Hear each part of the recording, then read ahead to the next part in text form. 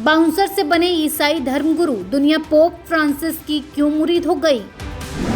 Pope Francis का उत्तराधिकारी कौन? किन नामों की हो रही है चर्चा? जिसके लिए 3 दिन तक भारत में राष्ट्रीय शोक, उनकी कहानी सुनिए।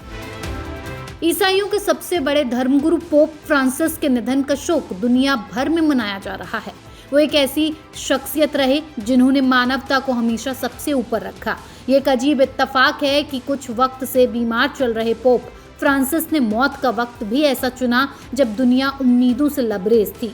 कहा जाता है कि गुड फ्राइडे को ईसा मसीह को सूली पर चढ़ा दिया गया था, लेकिन ईस्टर संडे को जीवित लौटाए थे। पोप फ्रांसिस ने गुड फ्राइडे से ईस्टर संडे तक दुनिया के लिए दुआएं की।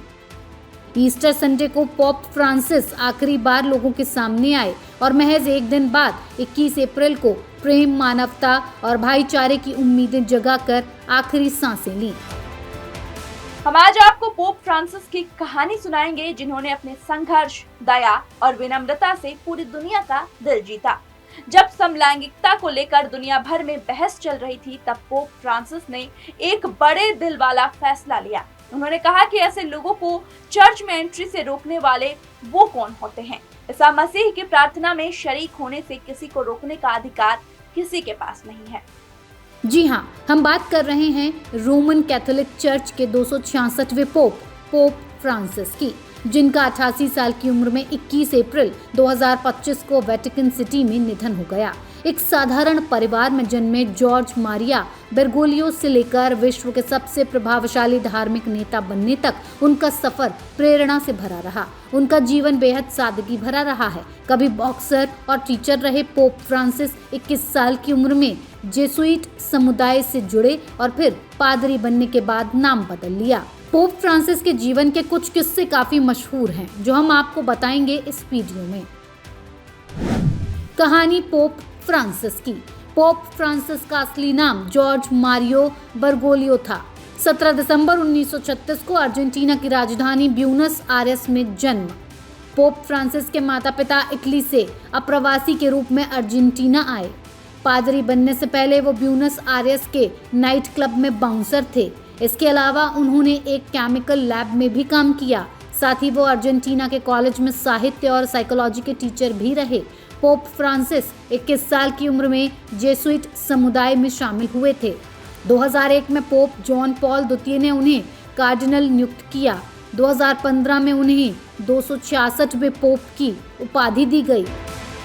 बता दें कि पोप के निधन पर भारत में 3 दिन के राष्ट्रीय शोक की घोषणा की गई। भारत में भी पोप फ्रांसिस का काफी सम्मान रहा।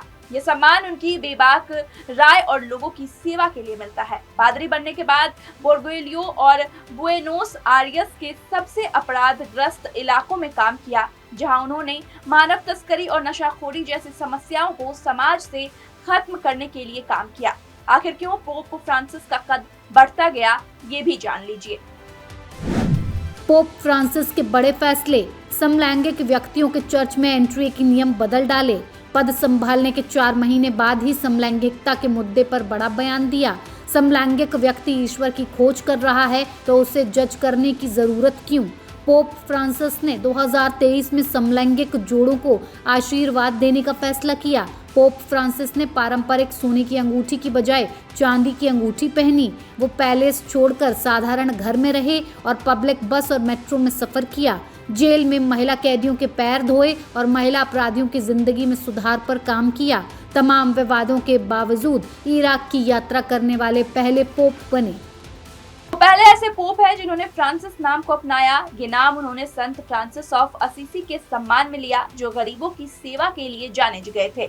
आमतौर पर पोप को वेटिकन सिटी में सेंट पीटर्स बेसिलिका के नीचे गुफाओं में दफनाया जाता है, लेकिन पोप फ्रांसिस को रोम में टाइबर नदी के दूसरी तरफ मौजूद सांता मारिया मैगिगोर बेसिलिका में दफनाया जा रहा है। पोप फ्रांसिस का अंतिम संस्कार सदियों पुरानी परंपरा के अनुसार ही किया जा रहा है। न्यूज कोरिडोर्स आप हमें YouTube पर, Instagram पर, X पर और Facebook पर फॉलो कर सकते हैं।